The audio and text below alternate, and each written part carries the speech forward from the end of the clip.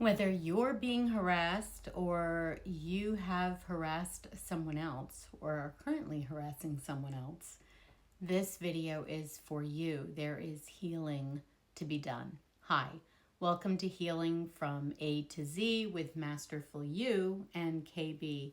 I am Chris Burke, and today we're going to be talking about harassment. It's funny, in high school, I was harassed so badly that I ended up leaving high school 6 months early.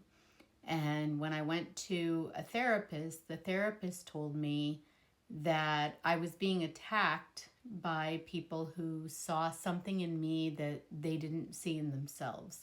And they wanted me to suffer as a result of that. And I think you've probably heard about tall poppies, this idea that, some people make things look easy, make life look easy. And so maybe on the outside, I was a good student. I happened to know how to memorize things. The learning style fit me and my personality pretty well. I was a people pleaser and had a lot of stress around disappointing anybody. So my internal experience actually wasn't so great, but externally, I showed up and I did what it was that I was supposed to do, and that upset some people. And so when there was an opportunity to attack me and criticize and harass, they did. And it was like the whole school, including my best friends, turned on me like that. And it was interesting because over the years, as I talked to other people who came through Masterful U about situations, about their situations, about the things that were really holding them back, so many women had a similar experience. So many women were wounded by the fact that in high school, they got singled out for harassment. And I'm sure this isn't just a woman thing. It just happened to show up that way. In fact, a friend of mine is gay. We went to high school together. And he told me about a year ago that one of our classmates had come back, who'd moved away, had come back with wife and family for a visit, and had apologized to him for how much he had harassed him in high school for being gay. And he now actually has a gay son. And tears streamed down his face as he talked about how badly he felt for his ignorance and his meanness. And I think, that's both sides of the coin. It's like we can be the people who got harassed and it seems obvious why that's wounding. But the people who did the harassing can also one day just realize, wow, why was I like that? And either way, it's because of our unconditional programming or conditioning. It's because of what we were exposed to in our early childhood years that we adopted and inherited without realizing the ramifications of that. So one of the things we talk about a lot at Masterful U is the sliding scale of judgment, where if you see somebody else as being better than you, there is a natural tendency to want to knock that person down, to make yourself feel better. That's part of what keeps so many of us from living our dreams, is that when we start getting our sort of energy together and our inspiration together and start taking action on our own behalf, the people around us who are not currently in that stage or don't know how to give themselves permission to do the same thing will want to knock you down because they feel uncomfortable. When you're showing it can be done, they're more aware of the fact that they're not allowing themselves to do it. So let's just recognize that everyone has inspiration inside of them to create a life they love.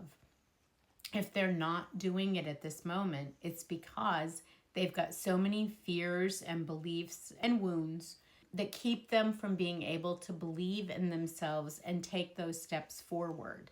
So that's so much of what the healing at Masterful U is about. As you heal and as you use the exercises that we go through, you learn how to connect into that inner guidance, and you learn to be able to take each small step forward in a way that is peaceful and that feels comfortable. Because eventually your comfort zone becomes wherever you are in whatever situation you're in. So the idea that we have to stay inside what we already know changes as we realize I can handle new. I can stay at peace even in a situation that is brand new to me. I can be at peace even when other people are not. And that's really what harassment is.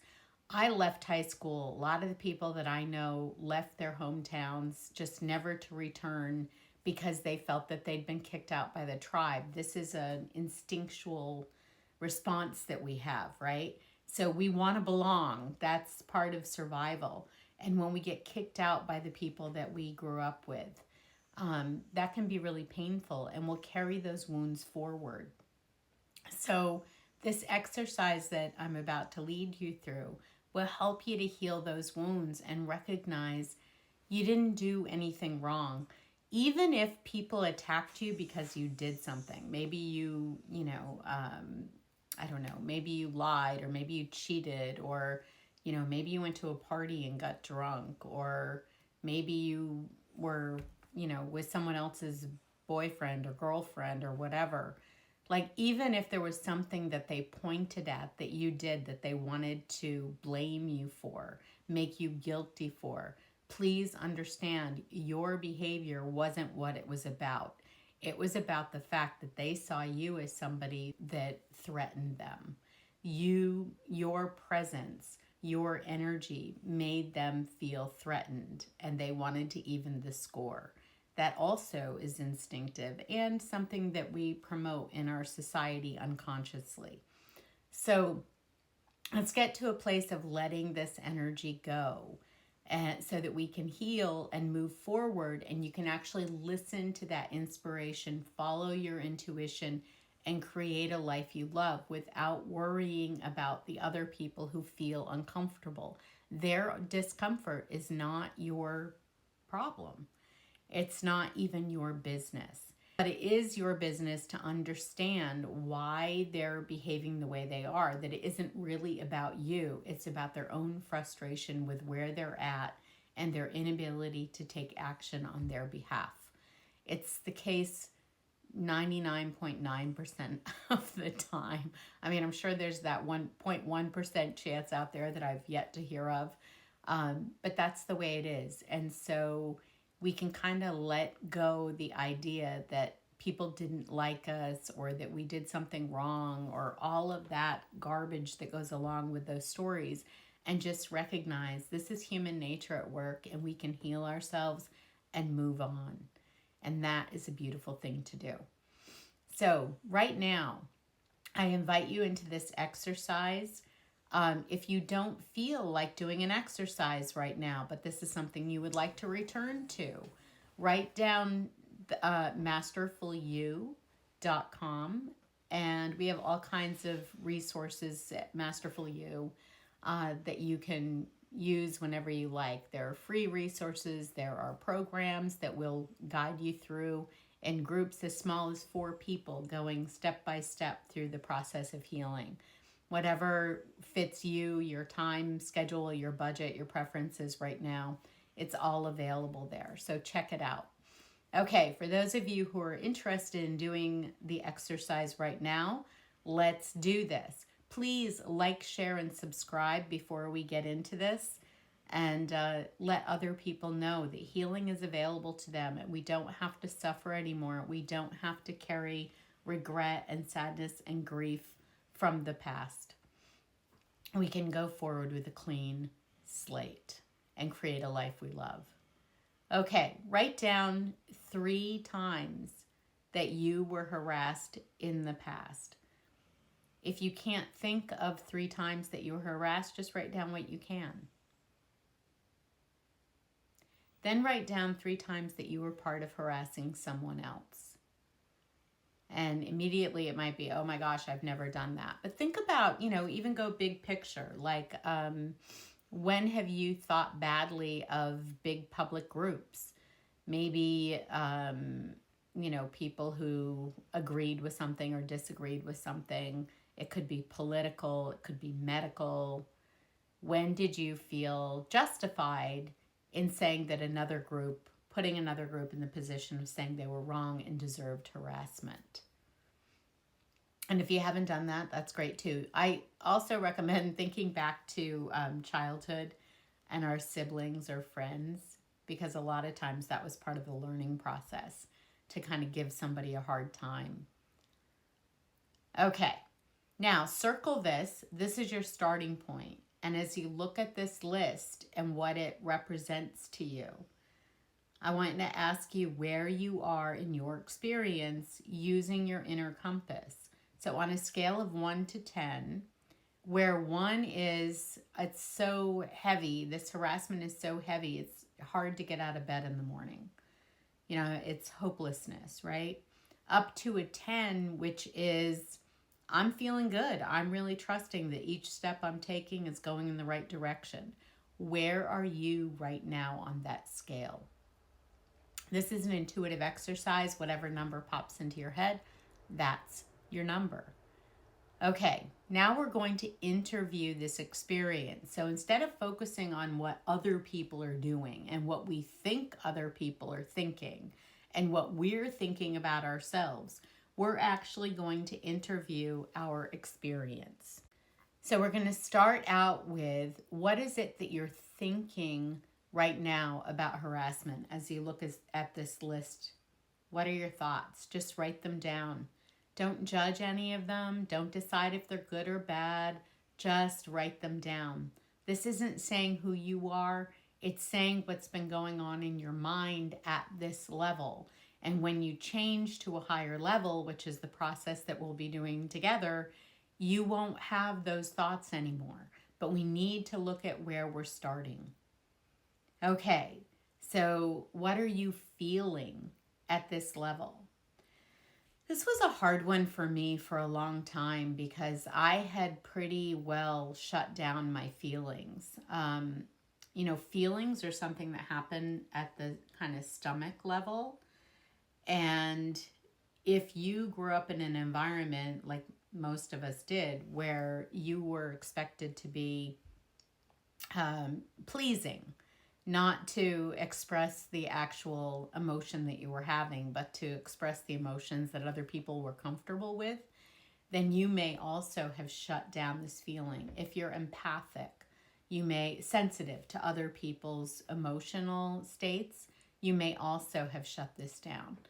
So you really want to, when you're thinking about feeling, you really want to put your attention on your stomach and see if you can just relax your body as much as possible and just let your thoughts go there and ask yourself, what am I feeling? It'll come to you, and it may take some time. Give yourself permission. Okay, then what are you saying and doing to yourself and others about this situation of harassment? So when you look at this harassment, gee, what are the words that are coming out of your mouth? What are the words that you're saying to yourself privately? What are you doing or not doing as a result of this harassment? Are you avoiding certain people or situations? Are you drawn to certain people or situations? Think about social media as well. Where, you know, are there chat groups or pages that you're following? Are you getting a lot of information of a certain type and avoiding information of another type? Again, not right or wrong. We're just looking at the truth of the situation. And what's related, what's kind of underpinning your current experience with harassment. Okay, then let's scan your body. Using your awareness, scan your body and look for any places that feel tight. Just notice, is there tension in your jaw? That was a big one for me, so I almost always mention it. Notice how your stomach feels. Notice your arms, your hands, your head. What's going on in your legs, your feet? A lot of people will find they clench their toes when they're thinking about something uncomfortable. So just pay attention. Gather some information. Okay. And then finally, what do you know to be true? When you are having this experience with harassment at whatever number you're at, what do you know to be true about yourself and this experience? This is an intuitive question. You're asking yourself to get that intuitive answer, and you will get it.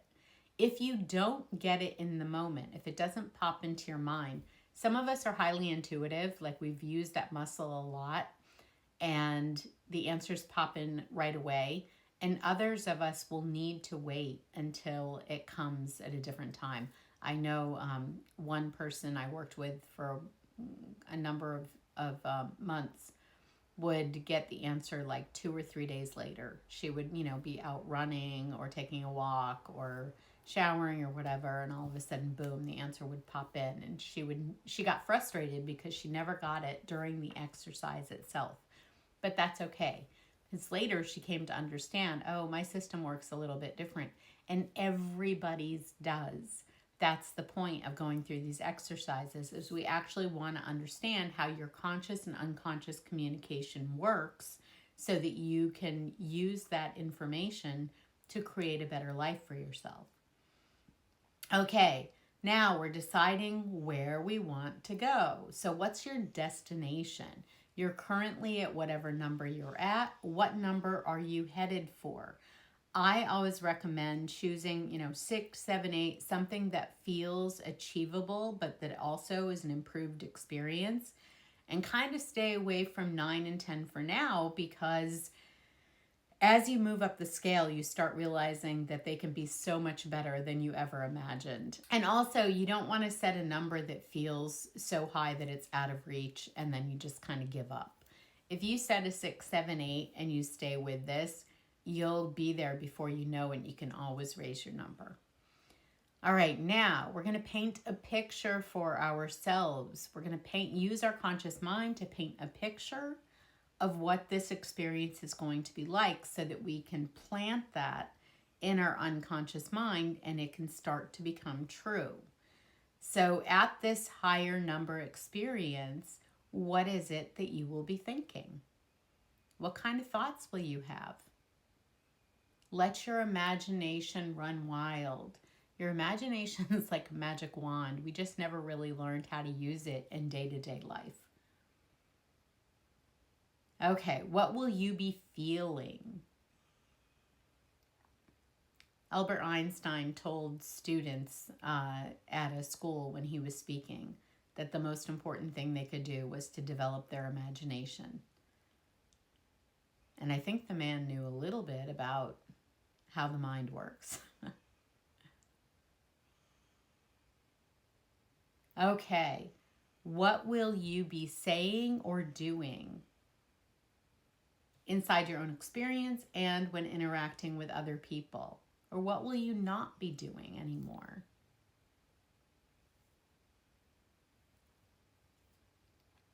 Take your time. Obviously, pause the video as you go through these exercises as you need to.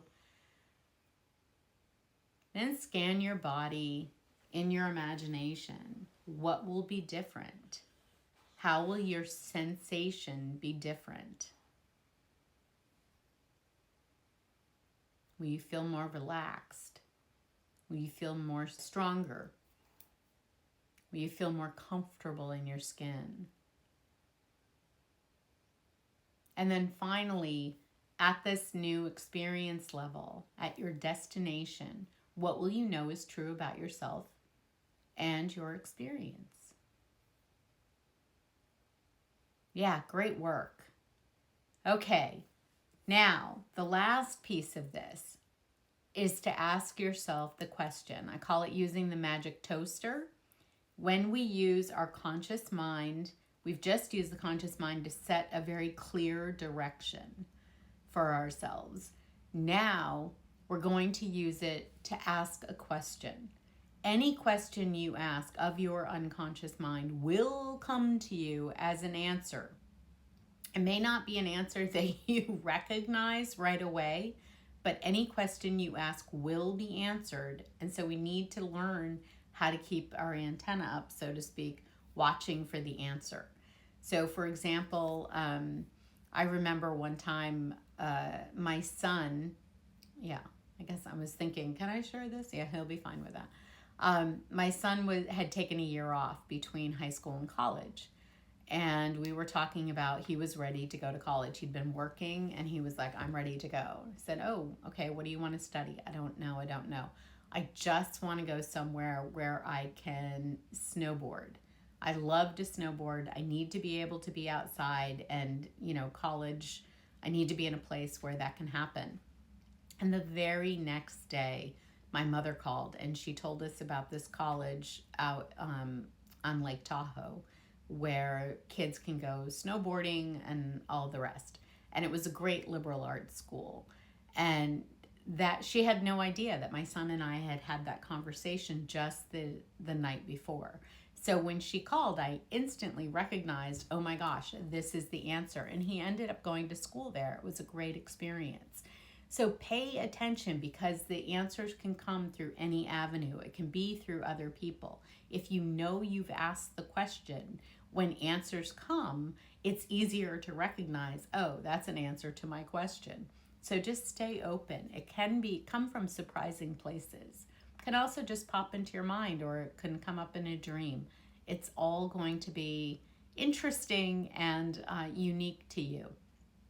So have your experience and enjoy it.